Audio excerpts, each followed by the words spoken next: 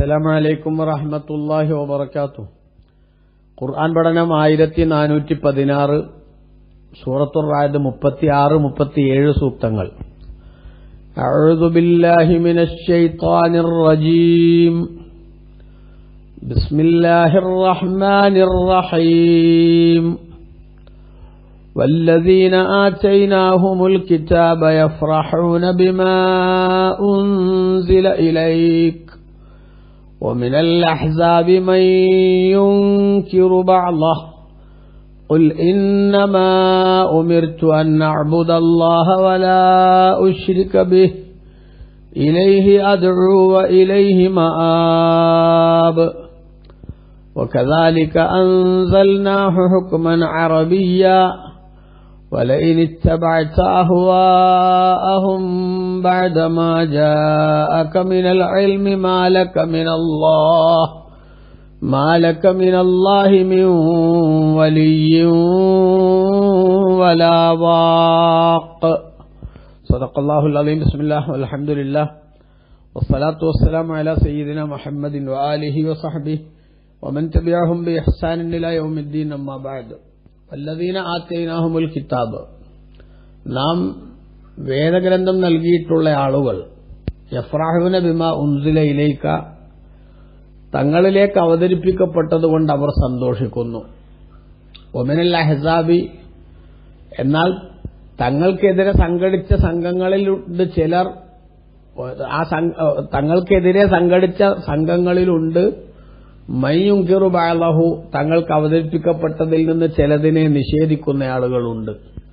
ഖുൽ, അങ്ങ് പറയുക നബിയെ, ഇന്നമാ ഉമിർത്തു, നിശ്ചയം ഞാൻ കൽപ്പിക്കപ്പെട്ടിരിക്കുന്നത്, അൻ അഅ്ബുദല്ലാഹ, അല്ലാഹുവിനെ ഞാൻ ആരാധിക്കാനാണ്, വലാ ഉശ്രിക ബിഹി, അവനോട് ഒന്നിനെയും പങ്കു ചേർക്കാതിരിക്കാനുമാണ് ഞാൻ കൽപ്പിക്കപ്പെട്ടിരിക്കുന്നത്. ഇലൈഹി അദ്ഉ, അവനിലേക്ക് മാത്രമാണ് ഞാൻ ക്ഷണിക്കുന്നത്, വഇലൈഹി മആബ്, അവനിലേക്ക് തന്നെയാണ് എന്റെ മടക്കവും. വകദാലിക, ഇപ്രകാരം, അഥവാ മുൻപ് ഗ്രന്ഥങ്ങളൊക്കെ അവതരിപ്പിച്ചതുപോലെ, അൻസൽനാഹു, ഈ ഖുർആനെ നാം അവതരിപ്പിച്ചിരിക്കുന്നു, ഹുക്മൻ അറബിയൻ, അറബി ഭാഷയിലുള്ള ഒരു ന്യായപ്രമാണമായിട്ട്, വിധി കർത്താവായിട്ട്. വലയിനിത്തബഅത അഹ്വാഅഹും, അവരുടെ ദേഹേച്ഛകളെ, ഇഷ്ടങ്ങളെ തങ്ങൾ പിന്തുടർന്നാൽ, ബഅദമാ ജാഅക മിനൽ ഇൽമി, തങ്ങൾക്ക് അറിവ് വന്നു കിട്ടിയതിനു ശേഷം, മാലക മിനല്ലാഹി, അള്ളാഹുവിൽ നിന്ന് തങ്ങൾക്ക് ഉണ്ടാകുന്നതല്ല, മിൻ വലിയൻ, ഒരു സംരക്ഷകനോ വല വാക്കിൻ, ഒരു കാവൽക്കാരനോ ഉണ്ടാകുന്നതല്ല. അള്ളാഹു എന്ന് വെച്ചാൽ അള്ളാഹുവിന്റെ ശിക്ഷയിൽ നിന്ന് തങ്ങളെ രക്ഷിക്കാൻ ആരും ഉണ്ടാവില്ല എന്ന് അള്ളാഹു തആല പറഞ്ഞു. കഴിഞ്ഞ ആയത്തിൽ ബഹുമാനപ്പെട്ട ഖുർആൻ സ്വർഗാവകാശികൾക്കുള്ള പ്രതിഫലത്തെ സംബന്ധിച്ചായിരുന്നുവല്ലോ, സ്വർഗത്തിന്റെ സ്വഭാവങ്ങളാണല്ലോ പറഞ്ഞത്. ഇതിനുശേഷം വേദക്കാരായിട്ടുള്ള ആളുകൾ നബി സല്ലല്ലാഹു അലൈഹി വസല്ലം തങ്ങളോട് സ്വീകരിച്ച നിലപാട് എന്താണെന്ന് അള്ളാഹു ഉണർത്തുകയും, വിശുദ്ധ ഖുർആനും ഇസ്ലാമിന്റെ നിയമനിർദ്ദേശങ്ങളും ഒരു മനുഷ്യ ജീവിതത്തിൽ പകർത്തേണ്ടതിന്റെയും അതേപോലെ തന്നെ അത് പ്രാക്ടിക്കലാക്കേണ്ടതിന്റെയും അനിവാര്യതയും, മനുഷ്യജീവിതത്തിന്റെ പ്രധാനപ്പെട്ട കാര്യങ്ങൾ ഏതാനും വിഷയങ്ങളിലേക്ക് സാംശീകരിക്കാൻ നമുക്ക് സാധിക്കുമെന്ന് ഉണർത്തുകയും ചെയ്യുന്ന പ്രധാനപ്പെട്ട ചില സന്ദേശങ്ങളാണ് ഈ രണ്ട് സൂക്തങ്ങളിൽ അല്ലാഹു സുബ്ഹാനഹു വ തആല അവതരിപ്പിച്ചിട്ടുള്ളത്. ഒരു മനുഷ്യൻ, വേദക്കാരെ സംബന്ധിച്ച് പറയുന്നു എന്ന് പറഞ്ഞാൽ, വിശുദ്ധ ഖുർആൻ അവതരിക്കുമ്പോൾ അവരുടെ അടുത്തുണ്ടായിരുന്ന വേദഗ്രന്ഥത്തിലെ നിലപാടുകളെ അംഗീകരിക്കുകയും അത് ശരിയാണെന്ന് സ്ഥിരീകരിക്കുകയും ചെയ്തുകൊണ്ട് ഖുർആനിലെ സൂക്തങ്ങൾ ഇറങ്ങിയപ്പോൾ സ്വാഭാവികമായും സത്യവിശ്വാസികളായിട്ടുള്ള ആ മതത്തിലെ മുൻകാല വേദങ്ങളിലെ ആളുകൾക്കൊക്കെ വലിയ സന്തോഷമായി.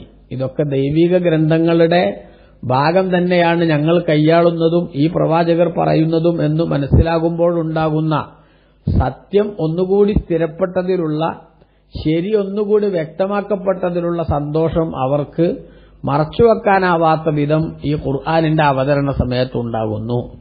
എന്നാൽ ഖുർആനിന്റെ പൂർണ്ണമായി അംഗീകരിക്കാൻ തയ്യാറാകുന്നതിന് പകരം മുത്തുനബി സല്ലല്ലാഹു അലൈഹി വസല്ലം തങ്ങളോടുള്ള ചൊരുക്കും തങ്ങളോടുള്ള അസൂയയും കാരണം നബിതങ്ങൾക്കെതിരിൽ സംഘടിച്ചിട്ടുള്ള വേദക്കാരുടെ കൂട്ടത്തിൽ തന്നെ പെട്ട ചിലർ അതേപോലെ തന്നെ നബിതങ്ങളെ പല്ലും നഖവും ഉപയോഗിച്ച് എതിർക്കുന്ന അറേബ്യൻ മുശ്രിക്കുകൾ, ഇവരൊക്കെ പരമാവധി ഖുർആനിന്റെ നിർദ്ദേശങ്ങളെ നിരാകരിക്കാനും നിഷേധിക്കാനും എന്തൊക്കെയാണ് വഴി എന്ന് ചിന്തിച്ചു നടക്കുകയാണ് ചെയ്യുന്നത് എന്ന് ബഹുമാനപ്പെട്ട ഖുർആൻ ഇവിടെ ഉണർത്തുകയും, അതുകൊണ്ട് മിത്രം ആര്, ശത്രു ആര്, ആദർശ പ്രസ്ഥാനത്തിന്റെ സഹകാരികളാര്, ആ ആദർശ പ്രസ്ഥാനത്തിന്റെ വിരോധികളാര്, ഇതു മനസ്സിലാക്കി അവരോടുള്ള സമീപനം കൃത്യമായും സുതാര്യമായി എങ്ങനെയായിരിക്കണം എന്ന് മനസ്സിലാക്കി തരികയാണ് അല്ലാഹു സുബ്ഹാനഹു വ തആല. അതോടൊപ്പം തന്നെ ഇവിടെ അനുകൂലികളും പ്രതികൂലികളും ഉണ്ടാകുമ്പോൾ, അതേപോലെ തന്നെ സപ്പോർട്ടേഴ്സും അതുപോലെ തന്നെ ഇതിനെ നിരാകരിക്കാനും അതിനെ നിഷേധിക്കാനും മെനക്കെട്ട് നടക്കുന്നവരും ഉണ്ടാകുമ്പോൾ, ഈ നിഷേധികളായിട്ടുള്ള ആളുകളുടെ ഇംഗിതത്തിന് വഴങ്ങുന്ന ശൈലി സ്വീകരിക്കുന്നതിന് പകരം അള്ളാഹുവിൽ നിന്ന് ലഭിച്ചിരിക്കുന്ന സന്ദേശങ്ങളെ ശരിയാവണ്ണം അതിൽ വെള്ളം ചേർക്കലില്ലാതെ ആ സന്ദേശങ്ങൾ ഉൾക്കൊള്ളുന്നതിന് വിരുദ്ധമായി നെറ്റി ചുളിക്കുന്ന ആരെങ്കിലുമൊക്കെ ഉണ്ടെങ്കിൽ അവരെ കൂടി തൃപ്തിപ്പെടുത്തും വിധത്തിൽ ആശയത്തിൽ തിരുമറി നടത്തുകയല്ല, മറിച്ച് നമുക്ക് ലഭ്യമായിട്ടുള്ള ആശയങ്ങളുടെ ഒറിജിനാലിറ്റി കാത്തു സൂക്ഷിച്ചുകൊണ്ടും അതിൽ വെള്ളം ചേർക്കലില്ലാതെ അതിൽ കൂട്ടിച്ചേർക്കലോ വെട്ടിച്ചുരുക്കലോ ഇല്ലാതെ ആ നിർദ്ദേശങ്ങളെ കൃത്യമായി തന്നെ പ്രചരിപ്പിക്കപ്പെടുന്ന സാഹചര്യം ഉണ്ടാവണം. അതിനെ നിരാകരിക്കുന്നവരും നിഷേധിക്കുന്നവരും ഉണ്ടാവട്ടെ, അവരതിനെതിരിൽ അവർക്കാവും വിധത്തിലുള്ള പ്രചരണങ്ങൾ നടത്തട്ടെ. അതൊന്നും പക്ഷെ ഒരു വിശ്വാസിയെ ബാധിക്കുന്ന പ്രശ്നമല്ല. അതുകൊണ്ട് തന്നെ ഒരു മുഅ്മിനായ മനുഷ്യന്റെ ജീവിതത്തിൽ ഏറ്റവും കൂടുതൽ അവൻ ചിന്തിക്കേണ്ട പ്രധാനപ്പെട്ട ഘടകം എന്ന് പറയുന്നത് എന്താണ്? ആ മനുഷ്യന്റെ സൃഷ്ടിപ്പും അതേപോലെ തന്നെ അവന്റെ ഈ ലോകത്തുള്ള ജീവിതത്തിലെ ഉത്തരവാദിത്തങ്ങളും ഇവിടുന്ന് കഴിഞ്ഞാൽ പിന്നീട് വരാനിരിക്കുന്ന മടക്കവുമായി ബന്ധപ്പെട്ട് അഥവാ പാരത്രിക ജീവിതവുമായി ബന്ധപ്പെട്ടുള്ള കാഴ്ചപ്പാടുകളും ഇതൊക്കെയല്ലേ. അപ്പൊ ഈ കാര്യങ്ങളെല്ലാം കൃത്യമായി ഉൾക്കൊണ്ടുകൊണ്ട് മുന്നോട്ട് പോകണം. അത്തരം കാര്യങ്ങൾ ഉൾക്കൊണ്ട് മുന്നോട്ട് പോകുമ്പോൾ അതിനെതിരിൽ ഈ കാലഘട്ടത്തിലും ഇത്രയൊക്കെ പുരോഗതി പ്രാപിച്ച പുരോഗതികൾ, എല്ലാ അർത്ഥത്തിലുള്ള പുരോഗതികളും, ടെക്നോളജിയുടെ വികാസം, കണ്ടുപിടുത്തങ്ങളുടെ അമ്പരപ്പിക്കുന്ന ശൈലികൾ, പുരോഗതിയുടെ പടവുകൾ ചവിട്ടിക്കയറാൻ മനുഷ്യനിങ്ങനെ ആ വെമ്പൽ കൊണ്ടു നിൽക്കുന്ന സന്ദർഭം, ഈ സന്ദർഭത്തിലാണോ 6-ാം നൂറ്റാണ്ടിൽ അവതീർണമായിട്ടുള്ള ഒരു പ്രത്യയശാസ്ത്രത്തിന്റെ സന്ദേശങ്ങളുമായി ജനങ്ങളിലേക്ക് ഇറങ്ങുന്നത് എന്ന് ചോദിച്ച് ഇതിന്റെ പ്രസക്തിയെ നിഷേധിക്കാൻ വേണ്ടി മെനക്കെടുന്ന ആളുകളെ നമ്മൾ കണ്ടേക്കാം. എന്നാൽ അവരുടെ മുന്നിൽ അവരുടെ തൃപ്തി കാംക്ഷിച്ച് അല്ലെങ്കിൽ അവരുടെ കൂടി ഗുഡ് സർട്ടിഫിക്കറ്റ് കിട്ടണമെന്ന് ആഗ്രഹിച്ച് നമ്മൾ ലക്ഷ്യത്തിൽ നിന്ന് അളവ് പുറകോട്ട് പോയിക്കൂടാ. നമ്മുടെ പ്രധാനപ്പെട്ട ലക്ഷ്യം അള്ളാഹുവിനെ മാത്രം ആരാധിക്കണം എന്ന മഹിതമായ സന്ദേശം അത് ജനങ്ങളിലേക്ക് എത്തിക്കലാണ്. അള്ളാഹുവിനെതിരിൽ മറ്റു ഒരു ശക്തിയെയും ദൈവമായി കാണാനോ പടച്ചവനോട് ഏതെങ്കിലും ഒരു ശക്തിയെ സാമ്യപ്പെടുത്താനോ ഉള്ള ഒരു നിലപാടുകളെയും അംഗീകരിക്കാൻ സാധിക്കില്ല.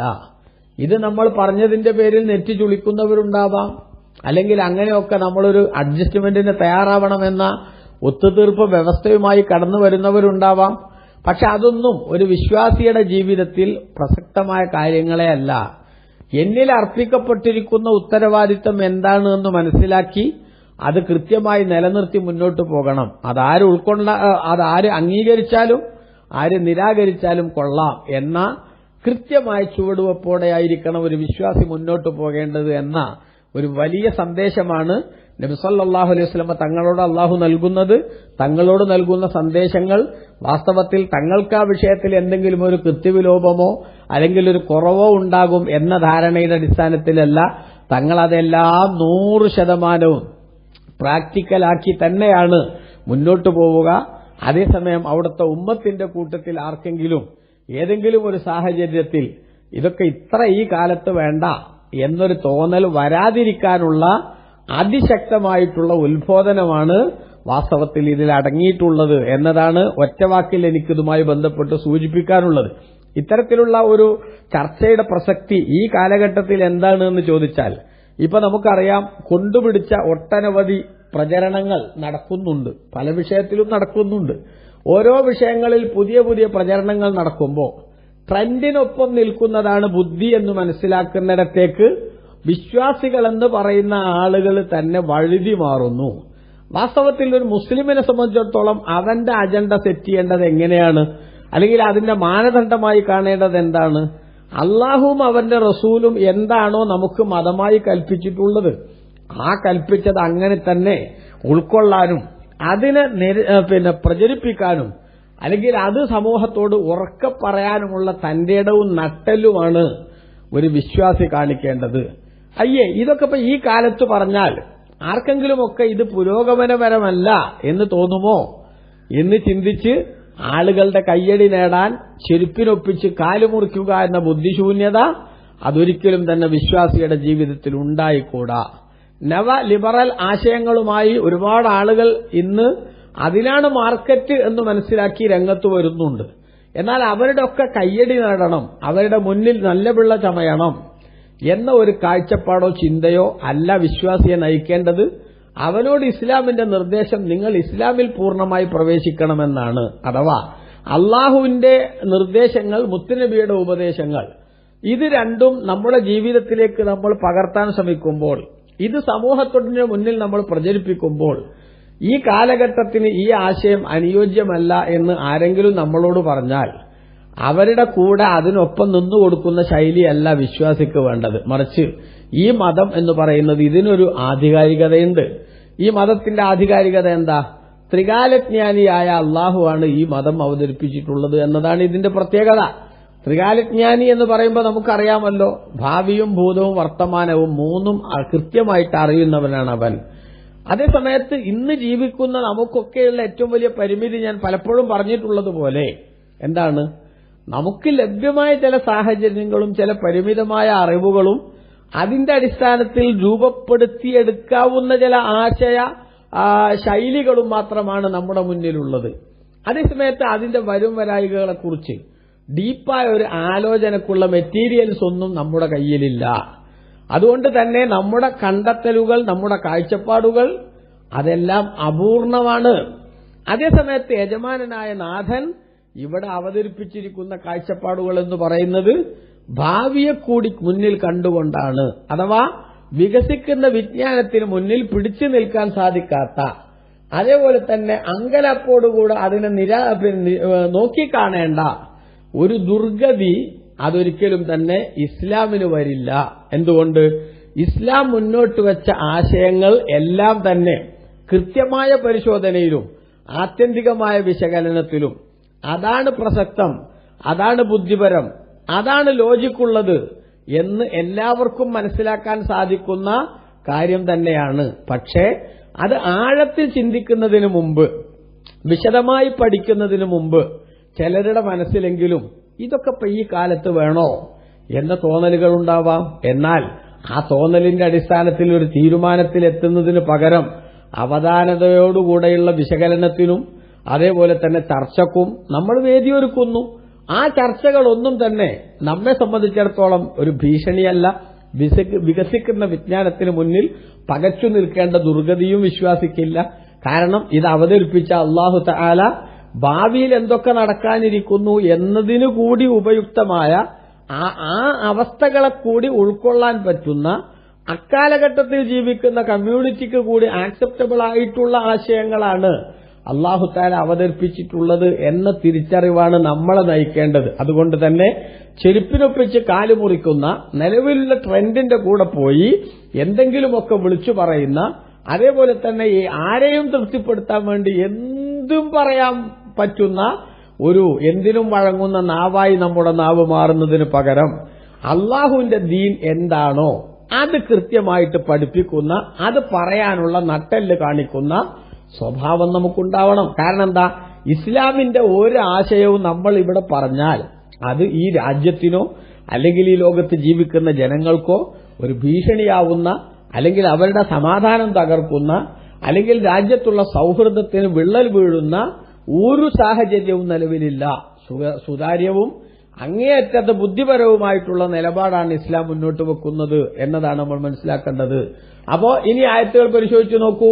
ബഹുമാനപ്പെട്ട ഖുർആൻ പറയാം, വല്ലദീന ആതൈനാഹുമുൽ കിതാബ്, നാം വേദം നൽകിയിട്ടുള്ള ആളുകൾ യഫ്റഹൂന ബിമാ ഉൻസില ഇലൈക, തങ്ങളിലേക്ക് അവതരിപ്പിക്കപ്പെട്ട ഖുർആൻ കൊണ്ട് അവർ സന്തോഷിക്കുന്നു. അതായത് അബ്ദുല്ലാഹി ബിൻ സലാം റളിയല്ലാഹു അൻഹുവിനെ പോലുള്ള കുറെ മഹാന്മാരായിട്ടുള്ള സഹാബികൾ, അവര് നേരത്തെ യഹൂദികളായിട്ടുള്ള ആളുകളുണ്ടായിരുന്നു. അതേപോലെ തന്നെ നജ്റാനിൽ നിന്നും യമനിൽ നിന്നും അതേപോലെ തന്നെ എത്യോപ്യയിൽ നിന്നുമൊക്കെ വന്നിട്ടുള്ള നസാറാക്കളുണ്ടായിരുന്നു. അവരൊക്കെ അവരുടെ മതത്തിലെ ശരിയായ ആശയങ്ങൾ ഉൾക്കൊണ്ട് ജീവിക്കുകയായിരുന്നു. അപ്പൊ അവരുടെ ഗ്രന്ഥത്തിൽ മാറ്റത്തിരുത്തലുകൾ വരുത്താത്ത, എഡിറ്റിംഗ് നടക്കാത്ത, അള്ളാഹു അവതരിപ്പിച്ച അതിന്റെ ഒറിജിനലായിട്ടുള്ള ഗ്രന്ഥത്തിൽ നിന്ന് അവർ മനസ്സിലാക്കിയ ആശയങ്ങളെ ശരിയാം വിധം പ്രകാശിപ്പിക്കുന്ന ഒട്ടനവധി സന്ദേശങ്ങളാണ് ബഹുമാനപ്പെട്ട ഖുർആൻ ഇവിടെ അവതരിപ്പിച്ചത്. അതുകൊണ്ട് തന്നെ ഈ പ്രവാചകന്മാരെല്ലാം ഒരേ ദൈവത്തിന്റെ ദൂതന്മാരാണ് എന്ന നിലക്ക് ഈ റസൂലുള്ളാഹി സ്വല്ലല്ലാഹു അലൈഹി വസല്ലം കൂടി അംഗീകരിക്കാൻ അവർക്ക് യാതൊരു വൈമനസ്യം ഉണ്ടായില്ല. അപ്പൊ അവർ നേരത്തെ മനസ്സിലാക്കിയിട്ടുള്ള ശരിയായ ആശയങ്ങളെ സപ്പോർട്ട് ചെയ്യുകയും അത് ശരിയാണെന്ന് സ്ഥിരീകരിക്കുകയും ചെയ്യുന്ന ആശയങ്ങൾ ഖുർആനിലൂടെ വരുമ്പോൾ വിശ്വാസികൾക്ക്, അക്കാലത്തുള്ള വിശ്വാസികൾക്ക് അത് വലിയ സന്തോഷമാകുന്നു. അങ്ങനെ അവർ അതിനെയും അംഗീകരിക്കുന്നു. റസൂലുള്ളാഹി ശരിയായ പ്രവാചകനാണെന്ന് അവർക്ക് ബോധ്യപ്പെടുന്നു എന്നാണ് പറഞ്ഞതിന്റെ ചുരുക്കം. അതാണ് വല്ലദീന ആതൈനഹുൽ കിതാബ്, നാം വേദം നൽകിയിട്ടുള്ള ആളുകൾ യഫ്റഹൂന ബിമാ ഉൻസില ഇലൈക, തങ്ങളിലേക്ക് അവതരിപ്പിക്കപ്പെട്ടതുകൊണ്ട് അവര് സന്തോഷിക്കുകയാണ്. അതേസമയത്ത് വമിനൽ അഹ്സാബി, തങ്ങൾക്കെതിരിൽ സംഘടിച്ച സംഘങ്ങൾ, അതിൽ മുശ്രിക്കുകളുണ്ട്, അതേപോലെ തന്നെ യഹൂദി നസാറാക്കളിൽ നിന്നുള്ള നബി തങ്ങളുടെ വിരോധികളും വിമർശകരും ഉണ്ട്. അവരുടെ കൂട്ടത്തിലുണ്ട് മയ്യുൻകിറു ബഅദഹു, ആ ഖുർആനിലുള്ള ചിലതിനെ നിഷേധിക്കുന്നവരുണ്ട്. അഥവാ അവർ ഖുർആനെ പൂർണ്ണമായി ഉൾക്കൊള്ളാൻ തയ്യാറല്ല. കാരണം അവർ ശത്രുപക്ഷത്താണ് നിലയുറപ്പിച്ചിരിക്കുന്നത്. അതുകൊണ്ട് ഖുർആനിൽ നിന്ന് അവര് മനസ്സിലാക്കിയിട്ടുള്ള ആശയങ്ങൾക്ക് അനുകൂലമാണെന്ന് തോന്നുന്നതിന് മാത്രമേ അവർ സപ്പോർട്ട് ചെയ്യുകയുള്ളൂ. ഇപ്പോൾ ഒരുപാട് നബിമാരുടെ കഥകൾ ഖുർആനിൽ പറയുന്നുണ്ട്. യൂസുഫ് നബി അലൈഹി ഇസ്ലാമിന്റെ ചരിത്രം, ദാവൂദ് നബി അലൈഹി ഇസ്ലാമിന്റെ ചരിത്രം, സുലൈമാൻ നബി അലൈഹി ഇസ്ലാമിന്റെ ചരിത്രം, ഇങ്ങനെയുള്ള ചരിത്രങ്ങൾ പലതും ആർക്കറിയാം? അവർക്കറിയാം. അപ്പൊ ആ ചരിത്രങ്ങളൊക്കെ ഖുർആൻ പറഞ്ഞത് അവർ സ്വീകരിക്കും, അവർ അംഗീകരിക്കും. അതേസമയത്ത് അവർ എന്തംഗീകരിക്കാൻ റെഡിയല്ല? മറ്റ് ഇസ്ലാമിന്റെ നിയമസംഹിതകൾ അംഗീകരിക്കാൻ അവർ റെഡിയല്ല. കാരണം അത് അവർ മനസ്സിലാക്കിയിട്ടുള്ള ആശയങ്ങളോട് യോജിക്കുന്നില്ല. അതുകൊണ്ട് അവർ ഖുർആനെ നിരാകരിക്കുന്നു. എന്നാൽ നബിയെ തങ്ങൾ പറയാൻ, നിരാകരിക്കുന്ന ആളുകളുടെ കൂടെ നിൽക്കുന്ന ശൈലിയല്ല എനിക്ക് നിർദ്ദേശം. ഖുൽ, അങ്ങ് പറയുക, ഇന്നമാ ഉമിർതു അൻ അഅ്ബുദല്ലാഹ്, ഞാൻ അള്ളാഹുവിനെ ആരാധിക്കാനാണ് കൽപ്പിക്കപ്പെട്ടത്. വലാ ഉശ്രിക ബിഹി, അവനിൽ ഒന്നിനെയും പങ്കു ചേർക്കാതിരിക്കാനുമാണ് കൽപ്പിക്കപ്പെട്ടത് എന്ന് പറയുക. അതായത് ഈസാ അലൈഹി ഇസ്ലാമിനെ ദൈവമാണെന്ന് പറഞ്ഞോ, ദൈവപുത്രനാണെന്ന് പറഞ്ഞോ ദൈവികവൽക്കരിക്കുന്ന ഒരു ശൈലി നസാറാക്കൾക്കുണ്ട്. ഉസൈർ അലൈഹി ഇസ്ലാമിനെ ദൈവപുത്രൻ എന്ന് പറഞ്ഞ് തെറ്റായ ചിന്താഗതികൾ സമൂഹത്തിലേക്ക് പ്രചരിപ്പിക്കുന്ന ശൈലി ജൂതന്മാരുടെ കൂട്ടത്തിലെ ശരിയല്ലാത്ത ചിന്താഗതിക്കാർക്കുണ്ട്. അപ്പൊ അത്തരം ഒരു ആശയത്തെ ഞാൻ അംഗീകരിക്കില്ല, ഞാൻ പിന്തുടരില്ല. അള്ളാഹു മാത്രമേ ആരാധിക്കപ്പെടാൻ അർഹനുള്ളൂ, മറ്റൊന്നിനെയും അവനോട് പങ്കുചേർക്കാൻ പാടില്ല എന്നാണ് ഞാൻ കൽപ്പിക്കപ്പെട്ടിരിക്കുന്നത്. ഇലൈഹി അദ്ഉ, അവനിലേക്കാണ് ഞാൻ ക്ഷണിക്കുന്നത്. അഥവാ അള്ളാഹുവിനെ മാത്രം നിങ്ങൾ ആരാധ്യനായി കാണണം എന്ന് പറയാനാണ് ഞാൻ വന്നിരിക്കുന്നത്. വൈലേഹി മആബ്, അവനിലേക്കാണ് എന്റെ മടക്കവും. അതായത് ഞാൻ ഈ ലോകത്തുനിന്ന് എന്റെ ജീവിതം അവസാനിപ്പിച്ച് പാരത്രിക ജീവിതത്തിലേക്ക് കടക്കുമ്പോൾ എന്റെ ജീവിതത്തിൽ നടന്ന എല്ലാ സംഗതികളും വിചാരണ നടത്തി എനിക്ക് പ്രതിഫലം നൽകുന്നതിനുള്ള സംവിധാനം അല്ലാഹു തആല ഒരുക്കിയിട്ടുണ്ട്. അതുകൊണ്ട് അവന്റെ കൽപ്പനക്ക് വിരുദ്ധമായ ഒരു സ്വഭാവവും ഒരു ശൈലിയും സ്വീകരിച്ച് നിങ്ങളെ തൃപ്തിപ്പെടുത്താൻ എന്നെ കൊണ്ടാവില്ല എന്ന് നബി സല്ലല്ലാഹു അലൈഹി വസല്ലം തങ്ങളോട് അല്ലാഹു തആല പറയാൻ വേണ്ടി പറയുന്നു. അത് നമ്മുടെയൊക്കെ ജീവിതത്തിൽ പകർത്തേണ്ട ഒരു ആശയമാണ് എന്ന് നമ്മൾ മനസ്സിലാക്കുകയും ചെയ്യുന്നു. എന്നിട്ട് അല്ലാഹു പറഞ്ഞു, വകദാലിക അൻസൽനാഹു ഹുക്മൻ അറബിയ്യ, മുമ്പ് നമ്മൾ ഗ്രന്ഥങ്ങൾ അവതരിപ്പിച്ചതുപോലെ പ്രവാചകന്മാരെ നിയോഗിച്ചതുപോലെ തങ്ങൾക്ക് നാം ഖുർആനിനെ അറബി ഭാഷയിലുള്ള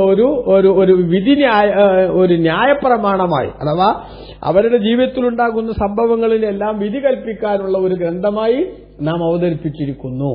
ആ ഗ്രന്ഥത്തിന്റെ താൽപര്യങ്ങൾക്കനുസരിച്ച്, ഖുർആനിന്റെ നിർദ്ദേശങ്ങൾക്കനുസരിച്ചാണ് പ്രശ്നങ്ങൾ ഉടലെടുക്കുമ്പോൾ നിങ്ങൾ അതിൽ വിധി കാണേണ്ടത്. അതിനു പകരം വലയിനിത്തബഅഅഹ്വാഅഹും ബഅദമാ ജാഅക മിനൽ ഇൽമി, തങ്ങൾക്ക് ശരിയായ അറിവ് വന്നു കിട്ടിയതിനു ശേഷം അവരുടെ താൽപര്യങ്ങളെ തങ്ങൾ പിന്തുടർന്നാൽ, അതായത് ഖുർആനിക അധ്യാപനങ്ങൾക്ക് വിരുദ്ധമായി നബിതങ്ങളുടെ വിമർശകരായിട്ടുള്ള ആളുകളെ സന്തോഷിപ്പിക്കാൻ വേണ്ടി തങ്ങളെങ്ങാനും വല്ല അഡ്ജസ്റ്റ്മെന്റിനും തയ്യാറായാൽ, മാലക മിനല്ലാഹി മിൻ വലിയ്യിൻ വലാ വാഖ്, അള്ളാഹുവിന്റെ ശിക്ഷയിൽ നിന്ന് തങ്ങൾക്കൊരു സംരക്ഷകനോ അതേപോലെ തന്നെ തങ്ങൾക്കൊരു കാവൽ നൽകുന്നയാളോ ഉണ്ടാവില്ല എന്ന് പറഞ്ഞാൽ, അള്ളാഹുവിന്റെ വിധിവിലക്കുകൾ പാലിച്ച് ജീവിക്കുന്ന ആ ഒരു നിലപാടിന് വിരുദ്ധമായി സത്യനിഷേധികളുടെ സന്തോഷിപ്പിക്കുന്നതിനു വേണ്ടിയുള്ള എന്തെങ്കിലും അഡ്ജസ്റ്റ്മെന്റ് നടത്തിയാൽ പടച്ചവന്റെ ശിക്ഷക്കർഹരാകും. ഇത് നബിതങ്ങളോടാണ് പറയുന്നതെങ്കിലും ഉമ്മത്തിനാണ് വാസ്തവത്തിൽ അത് പ്രധാനമായും ബാധിക്കുന്നത്. കാരണം തങ്ങളൊരിക്കലും അള്ളാഹുവിന്റെ കൽപ്പനയ്ക്ക് വിരുദ്ധമായ ഒരു ചെറുവിരൽ അനക്കുന്ന സ്വഭാവം സ്വീകരിക്കില്ല എന്നത് ഉറപ്പ് തന്നെയല്ലേ. അപ്പൊ തങ്ങളോട് തന്നെ അള്ളാഹു ഇങ്ങനെ കൽപ്പിച്ചു എന്ന് പറഞ്ഞാൽ ഉമ്മത്ത് എന്തായാലും അത് ഗൗരവത്തോടെ കാണണം എന്ന ചിന്തയാണ് അതിൽ നിന്ന് നമ്മൾ മനസ്സിലാക്കേണ്ടത്. അതുകൊണ്ട് ബഹുമാനപ്പെട്ട ഇബ്നു കസീർ തന്റെ തഫ്സീറിൽ പറഞ്ഞു, വഹാദാ വഈദുൽ ലിഅഹ്ലിൽ ഇൽമി, വിവരമുള്ള ആളുകൾക്കുള്ള കടുത്ത താക്കീതാണ് ഈ പ്രഖ്യാപനം. അയ്യത്തബിഉ സുബല അഹ്ലിൽ ളലാല, വഴികേടിന്റെ ആളുകളുടെ മാർഗങ്ങൾ അവർ പിന്തുടരരുത് എന്നതിലേക്കുള്ള കടുത്ത താക്കീത്. ബഅദമാ സാറു ഇലൈഹി മിൻ സുലൂക്കി സുന്നത്തി നബവിയ്യത്തി വൽ മഹജ്ജത്തിൽ മുഹമ്മദിയ്യ, നബി സല്ലല്ലാഹു അലൈഹി വസല്ലം തങ്ങൾ പ്രബോധനം ചെയ്തിട്ടുള്ള മഹിതമായ ആശയങ്ങളും ശരിയായ നബി സല്ലല്ലാഹു അലൈഹി വസല്ലങ്ങളിൽ നിന്ന് വന്നിട്ടുള്ള സന്ദേശങ്ങളും നമ്മുടെ മുന്നിലുണ്ടായിരിക്കെ അതിനു പകരം അതിനെ എഡിറ്റ് ചെയ്തുകൊണ്ടോ അല്ലെങ്കിൽ അതിൽ വെള്ളം ചേർത്തുകൊണ്ടോ സത്യനിഷേധികളായിട്ടുള്ള ആളുകളുടെ നിലപാടിന്റെ കൂടെ കൂടാൻ, താൽക്കാലികമായിട്ട് ആളുകളുടെ കയ്യടി നേടാൻ എന്തെങ്കിലുമൊക്കെ ചെപ്പടി വിദ്യകൾ കാണിക്കുന്ന സ്വഭാവത്തിലേക്ക് നമ്മൾ വഴുതി മാറിയാൽ പടച്ച തമ്പുരാന്റെ ശിക്ഷയ്ക്ക് നമ്മൾ അർഹരാകും. അങ്ങനെ ശിക്ഷയ്ക്ക് നമ്മൾ അർഹരായാൽ ആ ശിക്ഷയിൽ നിന്ന് നമ്മളെ ഊരിക്കൊണ്ടുപോരാനും നമ്മളെ രക്ഷപ്പെടുത്താനും ഒരു ശക്തിയും തന്നെ ലോകത്തുണ്ടാവില്ല എന്ന കടുത്ത താക്കീത് അല്ലാഹു സുബ്ഹാനഹു വ തആല നൽകിയിരിക്കുകയാണ്. അപ്പൊ വിവരമുള്ളവർ, കാര്യങ്ങൾ മനസ്സിലാക്കിയവർ ട്രെൻഡിനനുസരിച്ച് നീങ്ങുകയും ആളുകളുടെ മുന്നിൽ അവരുടെ സന്തോഷത്തിന് വേണ്ടി, അവരുടെ കയ്യടി നേടാൻ വേണ്ടി ഞങ്ങളും പുരോഗമനത്തിന്റെ ഒപ്പം തന്നെയാണ് എന്ന് വരുത്തി തീർക്കാൻ വേണ്ടിയുള്ള ജാടകൾ അതൊന്നും തന്നെ ഒരു വിശ്വാസിക്ക് ചേർന്നതല്ല എന്ന ഗൗരവതരമായ ചിന്ത അള്ളാഹു ഉണർത്തുന്നു. അള്ളാഹു നമുക്ക് എല്ലാവർക്കും ഇത് ഉൾക്കൊണ്ട് ജീവിക്കാൻ തൗഫീഖ് നൽകട്ടെ. ആമീൻ. വസല്ലല്ലാഹു അലാ നബിയിൽ മുസ്തഫ മുഹമ്മദിൻ വആലിഹി വസഹ്ബിഹി വസല്ലമ വൽഹംദുലില്ലാഹി റബ്ബിൽ ആലമീൻ. വസ്സലാമു അലൈക്കും വറഹ്മത്തുള്ളാഹി വബറകാതുഹു.